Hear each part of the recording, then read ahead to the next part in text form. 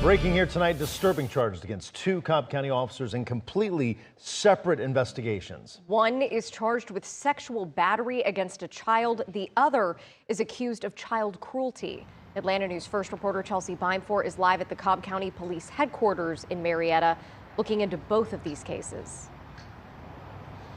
Yeah, Blair and Carly, both of these arrests happened in Cherokee County, but Cobb police confirmed that the two cases are not related. First, we have Officer Whitman Benjamin, who is charged with sexual battery of a child under the age of 16. An arrest warrant details how he allegedly touched a teenage girl without her consent.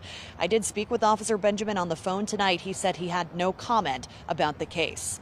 In a second separate case, Officer Tyler Bertolini is facing 2 counts of child cruelty. An arrest warrant says he allegedly used a belt to strike a 10-year-old child multiple times, leaving him with welts and bruises while another child watched.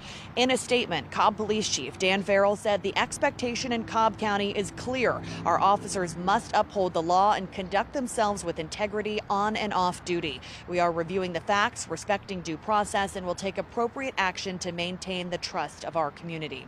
Cobb Police confirmed that both officers are now out on administrative leave while these investigations play out.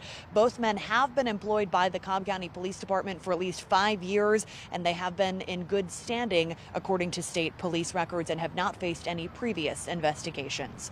Reporting live from Cobb County Police Headquarters, Chelsea Beimfor, Atlanta News First.